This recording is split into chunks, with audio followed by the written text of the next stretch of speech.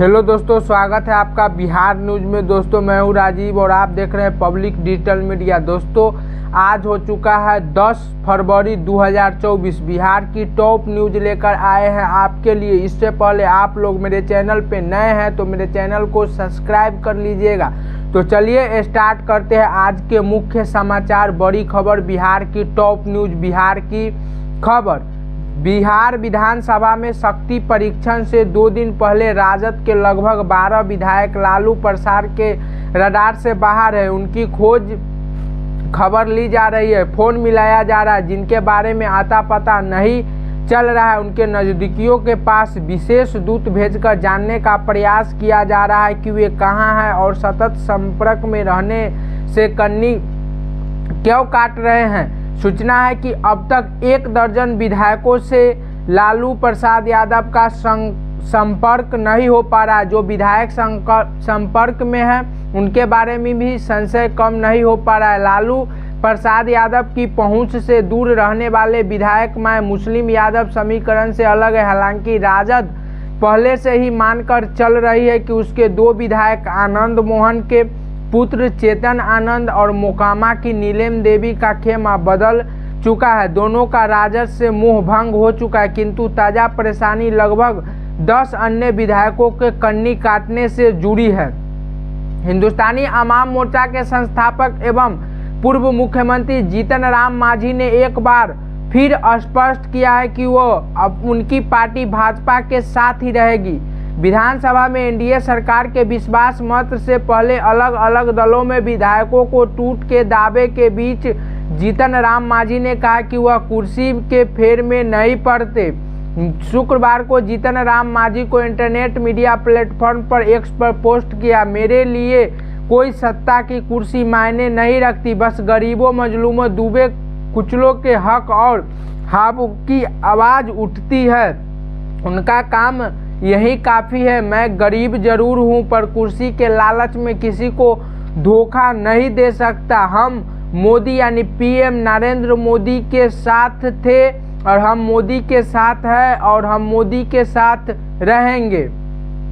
बिहार में नीतीश सरकार के फ्लोर टेस्ट से पहले ही राजनीतिक सरगर्मी तेज हो गई है। कांग्रेस जहां अपने विधायकों को दल बदल के डर से पहले ही तेलंगाना भेज चुकी है, वही जेडीयू विधायकों को पटना में 2 दिवसीय कार्यक्रम को लेकर बुलाया गया है।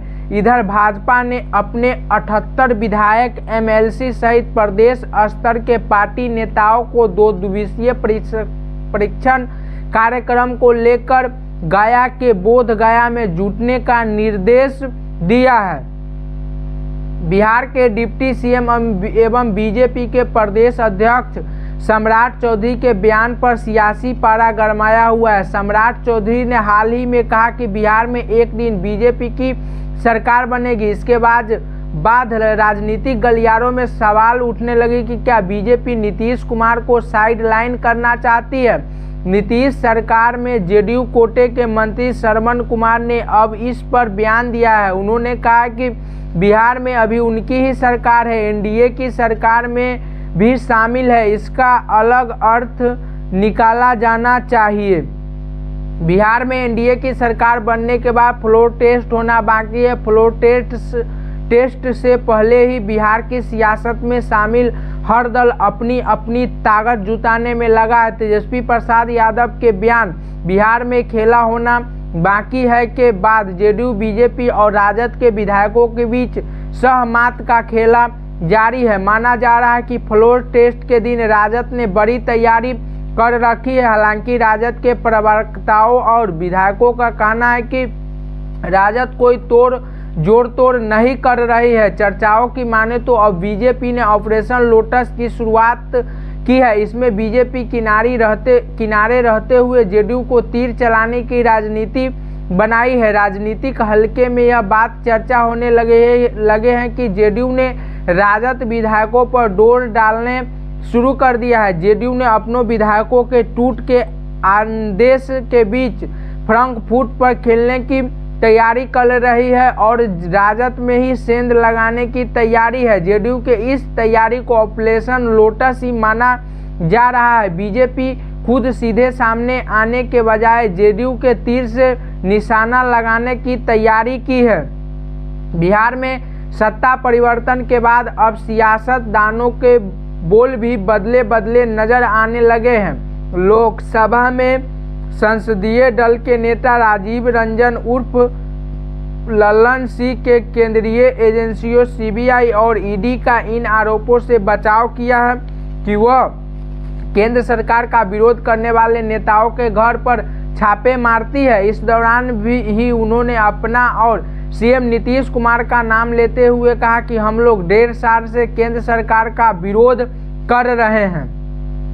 चौधरी चरण सिंह नरसिम्हा राव और वैज्ञानिक स्वामीनाथन को भारत रत्न देने की केंद्र की घोषणा के बाद राष्ट्रीय जनता दल यानी राजद ने एक बार फिर समाजवादी नेता डॉक्टर राम मनोहर लोहिया और कांसी राम को भी भारत रत्न देने की मांग की है। इससे पहले बिहार के पूर्व मुख्यमंत्री कर्पूरी ठाकुर को यह सम्मान मिलने के बाद राजद ने लोहिया और कांसी राम के लिए भी इस सम्मान की मांग की थी। राजद प्रवक्ता चितरंजन गगन ने 3 वरिष्ठों लोगों को भारत रत्न दिए जाने की घोषणा का स्वागत किया और कहा कि भाजपा सरकार ने यह घोषणा चुनाव के लाभ लेने के लिए की गई है। राजद प्रवक्ता ने महान समाजवादी नेता डॉक्टर राम मनोहर लोहिया और दलितों के मुखर आवाज कांसी राम को भी भारत रत्न से सम्मानित किए जाने की मांग की है। उन्होंने कहा कि राजद और इसके नेता लालू प्रसाद यादव एवं तेजस्वी यादव काफी लंबे समय से